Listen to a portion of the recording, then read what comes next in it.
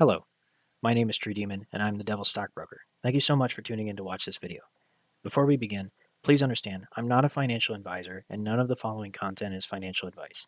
The following content is for educational and entertainment purposes only. Trading stock carries inherent risk, and you should always respect and understand your own personal risks when considering any investment. Please don't take what I say as gospel, and please do not trade based on the information that I receive and share through my content. Thank you so much, and have a hell of a time in the stock market.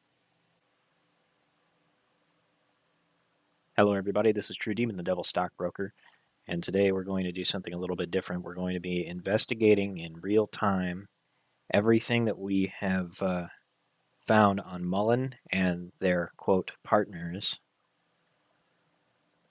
which we believe have been facilitating a hostile takeover of the company through a malicious short and distort scheme. So, we've got the S3 offering here, which is an authorization of 228,568,886 shares. Okay, those are the number of authorized shares that Mullen can enter into the market. Okay, this is the number that's been authorized by the SEC after a vote by shareholders to approve for potential dilution. Okay, so this is just like the basket of stocks, the tools in the toolbox that Adam Aaron, if you recall, talks about when he says that shares are a tool. These are the shares that are in Mullen's toolbox. If the share price goes up, then they can authorize these shares for at-the-market offerings. They can do equity raises, capital raises, and all sorts of things in order to give the company money, which would be good for them, okay? I want to get this point across that Mullen is short on cash, and they are in really bad financing agreements that is designed to destroy them.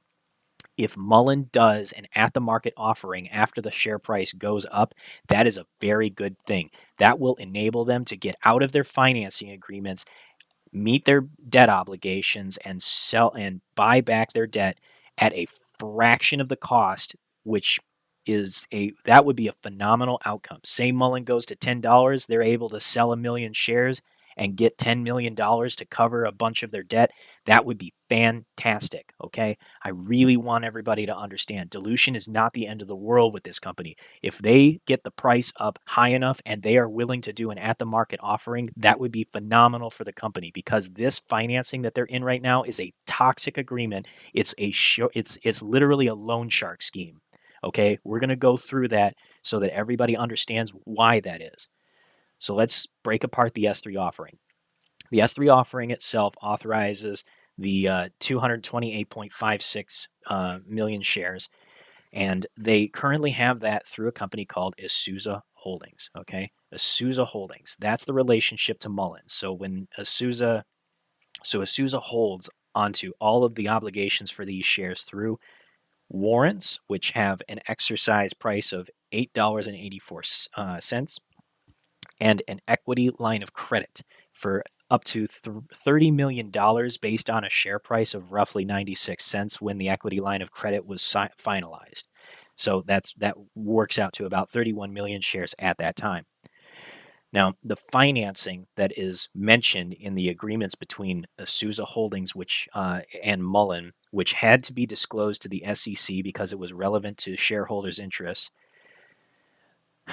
Isuza has basically established an agreement that entitles them to purchase shares at a price of $0.6877. Okay?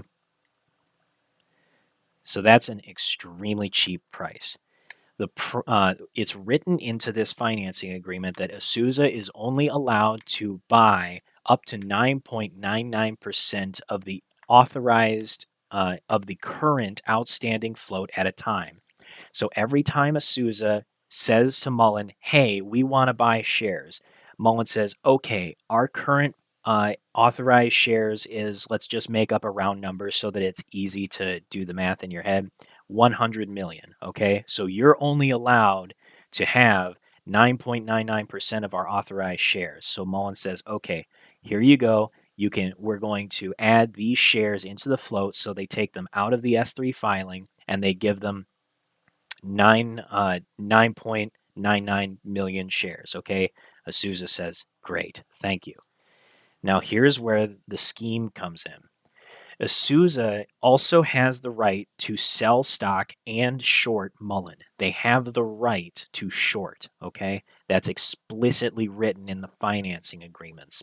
That was done on purpose.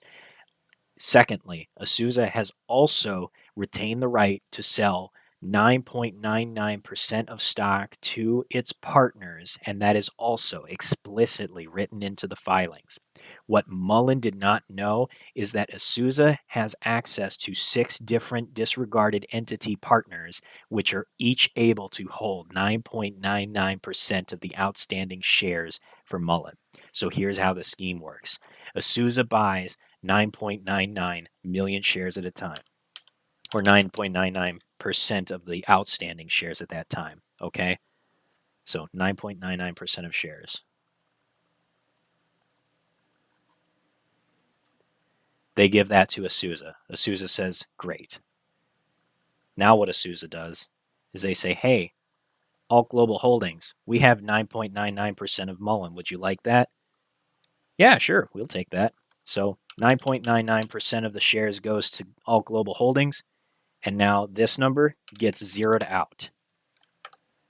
Now Isuza holds none of the stock, and now Alt Global Holdings has 9.99% of the float. Isuza comes back to Mullen and says, hey, I would like 9.99% of your stock again. And Mullen says, all right, well, we just gave you some like a week ago. Yeah, we know. We want our shares. Okay. Great, thanks. Hey, Equitas, how would you like to get 9.99% of Mullen stock? Yeah, absolutely.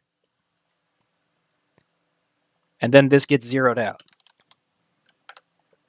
Hey, Mullen, it's Isuza calling. We'd like 9.99% of your stock again. Well, what the hell? We just gave you a total of 20% of our float. Yeah, we know. We'll take our shares now.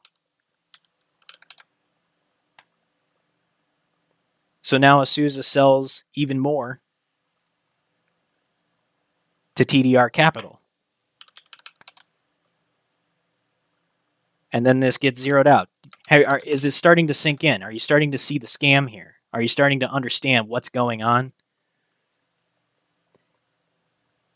We keep doing the same process over and over again.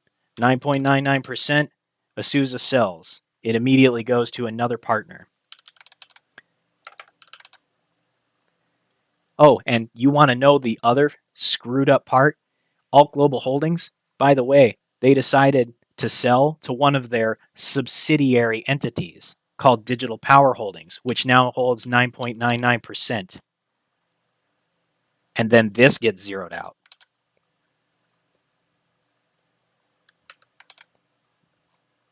And now Isuza says, hey, Mullen, we need 9.99% of the stock again because Alt Global Holdings sold all of their holdings to their subsidiary partner, which is also part of their portfolio. But now Digital Power Holdings owns 9.99% of your stock.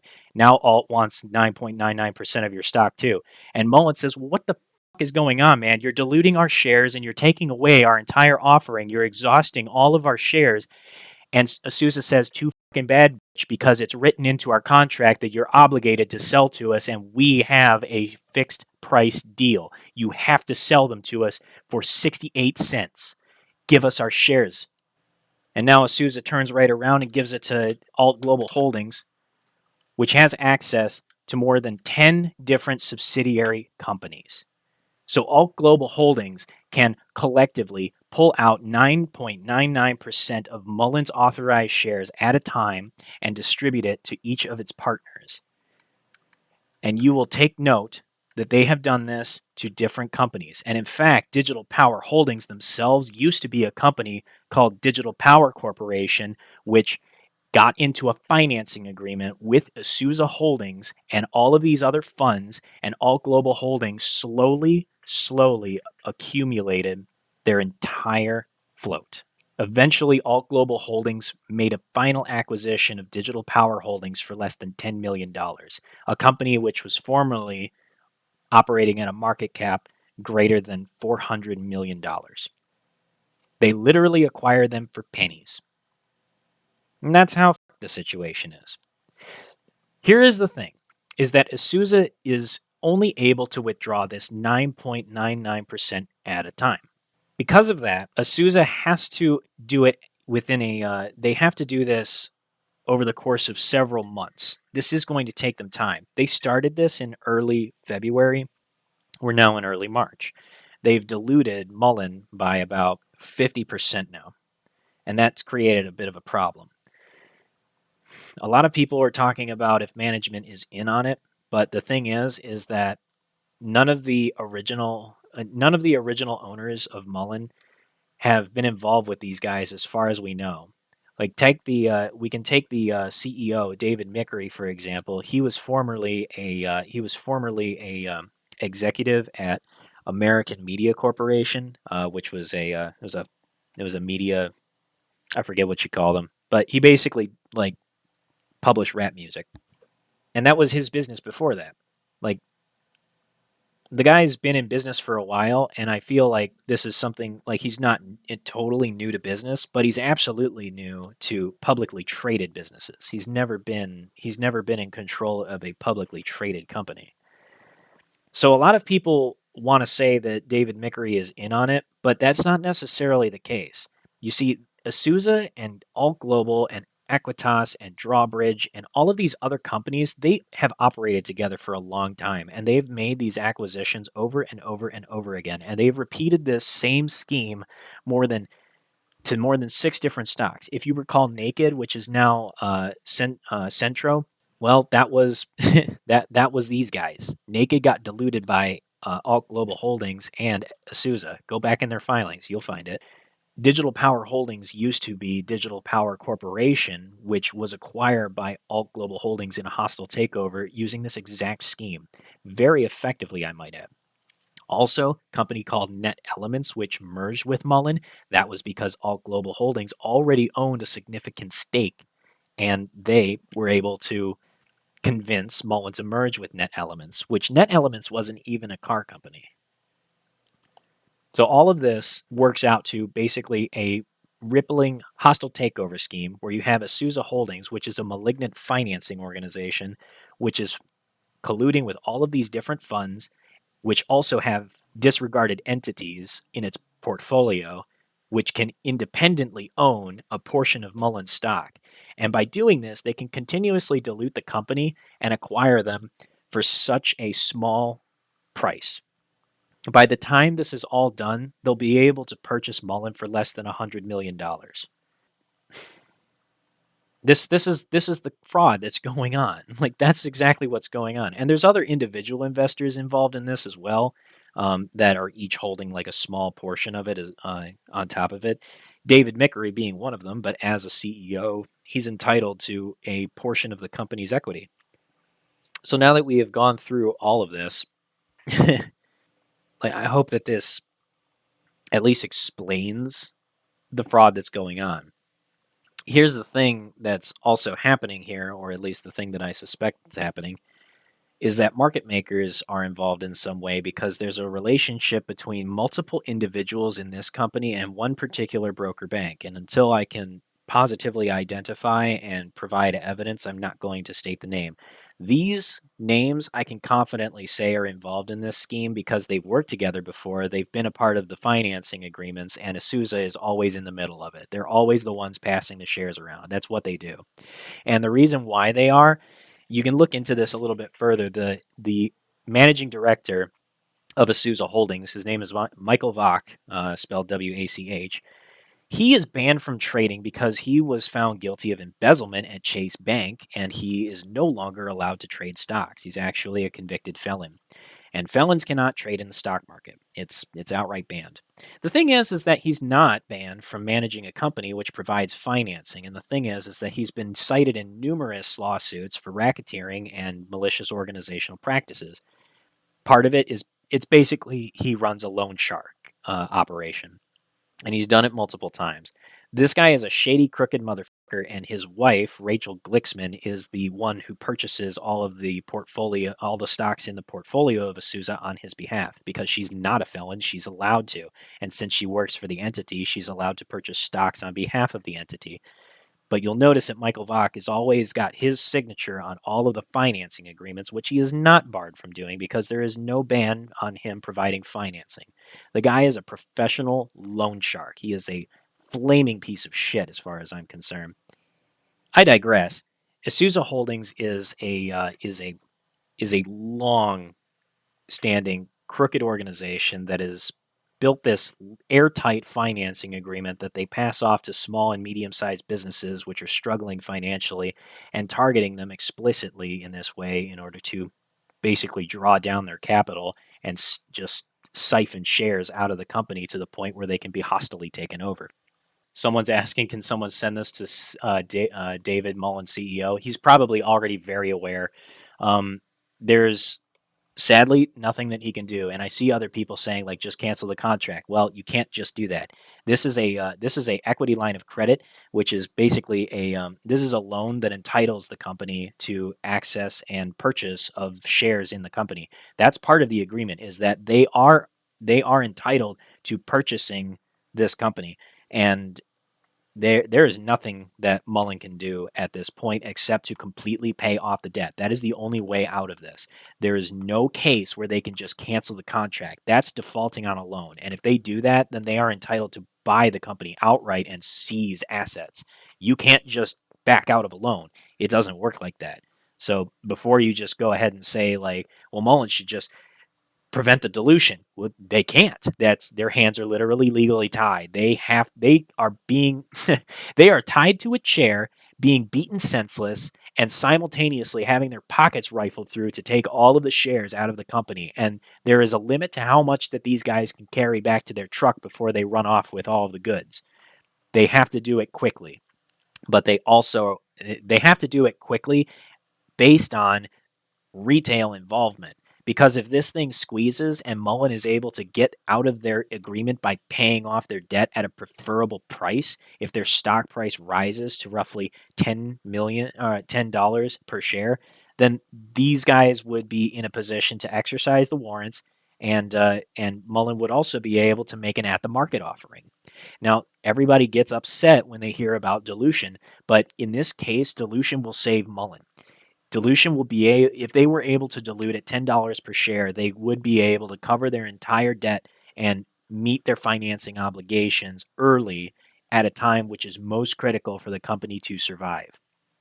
So when anybody talks about like Mullen diluting as a part of this current S3 offering because of a sale to Isuzu, Alt Global, Equitas, Drawbridge, TDR Capital, Mank Bank, and there's so many others, Streeterville, Simplex. There's a bunch of other companies that are involved in this, and they're all tied to each other, and more will pop up with time. And by the way, I don't know if I mentioned this already, but all the executives came from the same fucking place. They're all from Lehman Brothers. All these guys have a prior relationship with Lehman Brothers, which is a bank back in 2008 that went defunct because they were over leveraged during the housing market crash, and they were the ones who were like, it was the biggest bank that was giving out bad loans that people could never possibly pay back. And after everybody realized that all of their mortgage-backed securities were toxic, Lehman Brothers basically, they dumped their portfolio. They washed out all of their assets, tried to get everything out as quickly as possible. They paid out they paid out pension funds, and they paid out pensions to all of their executives and VPs and directors, and then they just fucking fired everybody else in one day, and then they just closed the doors on the company. But all the executives and the higher ups, they got their bonuses and paychecks and all scattered to the four winds, and nobody went to prison. 2 days ago, 22.49 million shares were sold short exempt. That's an unfathomable number. There's no way that you can trade the entire float short exempt and for that to be considered legitimate. If the SEC goes back and reviews the books on whoever it was, whatever the market maker was that facilitated that trading, they will go back into their books and they will find that these guys were shorting and involved in this whole thing from the very beginning. Mullen got smashed. Mullen got smashed from the start, okay? Let's actually go back and look at their chart. I'll pull this up so everybody can see it. Oh, this is an excellent question. Anonymous one asked, is the CEO able to seek another line of credit to pay for the current one, freeing us from this mess? Yes, that is possible. But the company is in such dire straits right now that it's very unlikely for that to happen. It's unlikely that any fund will step forward, seeing that these guys have diluted themselves to this point, that they would take the risk. See, these other entities, they have a vested interest in seeing Mullen go down because they have the capital available to turn this into a profitable company. What they're doing here is they're trying to acquire them as cheaply as possible through a short and distort scheme, and by abusing their abilities and their financing and colluding together to basically cause the company to go down sub pennies. And if they acquire them for that price, if the company gets delisted, then whoever holds the majority ownership in the authorized shares, it will allow them to restructure the company, and whoever holds the most shares can do that. What's going to happen to Mullen is the same thing that happened to Digital Power Corporation. Over the course of 2018 through 2020, Digital Power Corporation took on financing from Azusa Holdings, and Alt Global Holdings continuously provided liquidity to Digital Power Corporation in order to continue sustaining their business. But by doing so, they continuously diluted their float. And Digital Power Corporation eventually came to a point where it was no longer able to sustain operations. And after continuous shorting and their stock price falling and continuous need for equity and equity lines of credit and loans, eventually what took place was a massive buyout offering from Alt Global Holdings. And by the time that was done, Alt Global bought out everybody from all of their shares and they took control of the company. And shortly thereafter, it was delisted. It was after the company had traded for more than 30 days below $1 that Digital Power Corporation was no longer able to sustain business operations. The entire takeover took a total of 3 years. And it was a long, drawn out plan. Mullen will be much faster if these guys succeed because since then, Digital Power Corporation has been brought into a company called Digital Power Holdings, which is a subsidiary of Alt Global Holdings and a restructuring of Digital Power Corporation. They were able to turn that into a Bitcoin mining operation, which has been turning profit. These guys now have access to a lot more funds. They are also trying to do things like they acquired Naked and merged it into Centro. They acquired Net Elements, which merged into Mullen Automotive and Mullen Technologies into the same company.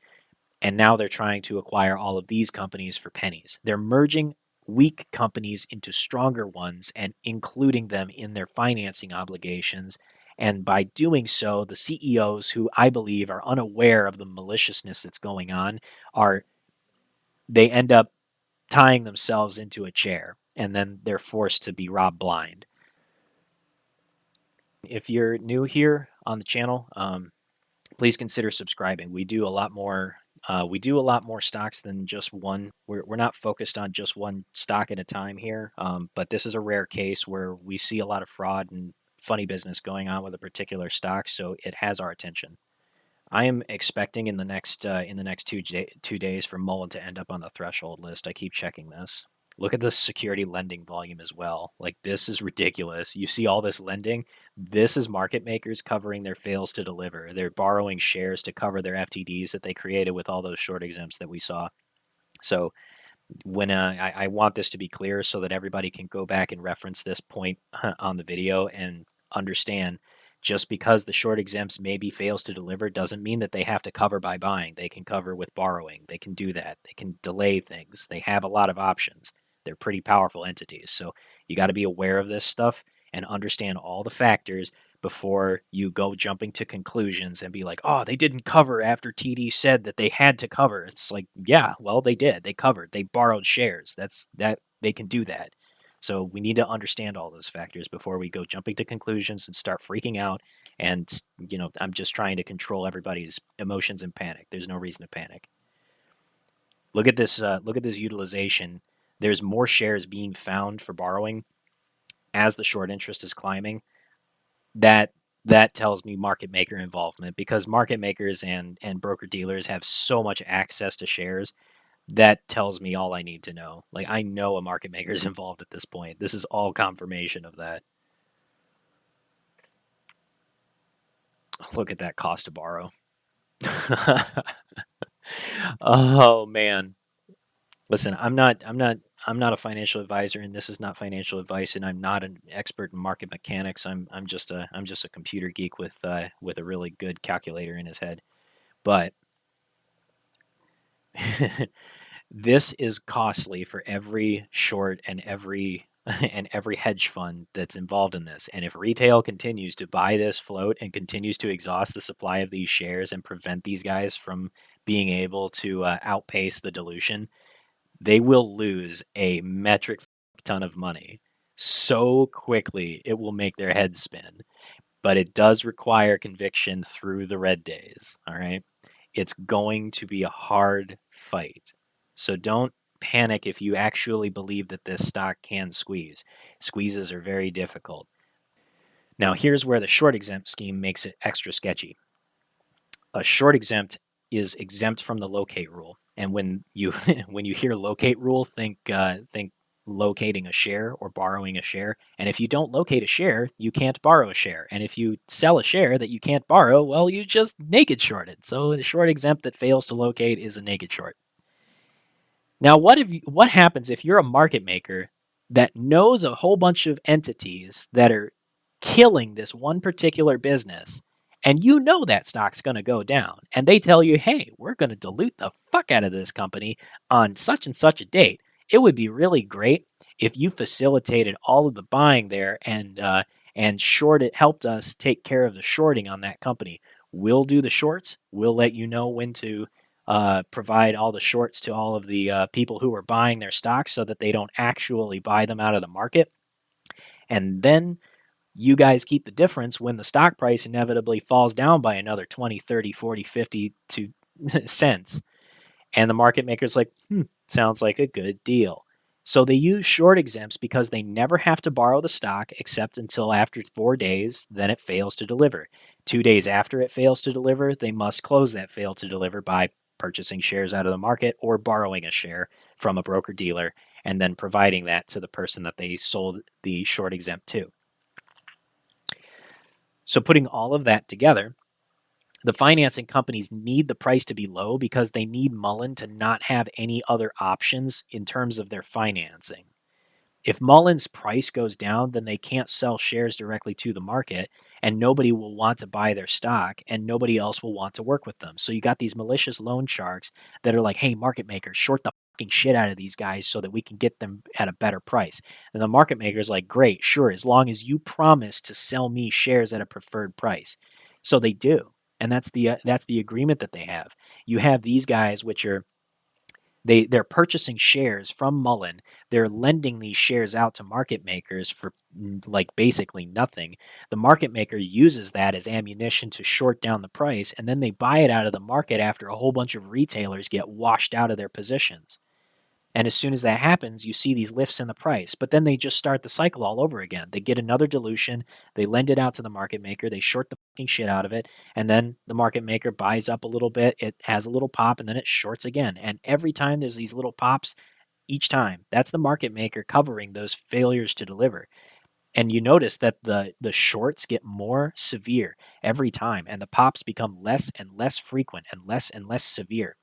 This is one of those times where this event, where this covering can actually smash them and prevent them from being able to cover their positions.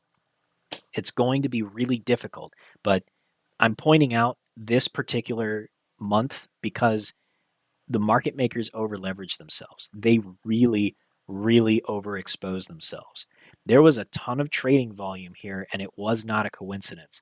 These guys finally got enough of the shares of Mullen that they're now in a position to take complete majority ownership. And now all the shorting has gotten way out of hand. They took a massive short position because they control majority stock in Mullen now. They can force them to take votes on things that will tear the company apart. If they can do that, then they know the company is going to go down, that bad news is going to control the narrative, and it will force people into thinking that Mullen is something not worth investing in. And the market maker also knows this. So the market maker took a huge sum of short exempts out on Mullen. Remember what I said though. Short exempts that fail to locate have a T+4 cycle before they become failures to deliver, and the market maker is obligated to cover their failures to deliver after T+6. So that's, or 2 days after they fail to deliver. So you got T+4, short exempt becomes a failure to deliver. T+2, failure to deliver is due by the morning bell. And if the market maker does not meet that obligation, then the market maker gets smacked by the SEC, and they're forced to close their positions, and they get fined. And they're also restricted from borrowing stock, which means that they can't facilitate trades, which is disastrous for them. Okay, I think that's going to conclude it here for today. Thank you guys so much for tuning in. We really appreciate you here coming in to join us at Hell's Trading Floor. If you're interested in joining the Discord community, just so that you can get up-to-date DD and access to all of our different stock watch bots, watch lists, Tiblio bot, stock bot, options fan bot, unusual whales bot, and of course Scourge bot, please consider joining the Discord at https://discord.gg/Hell's Trading Floor. And we will see you guys next time. Have a good evening.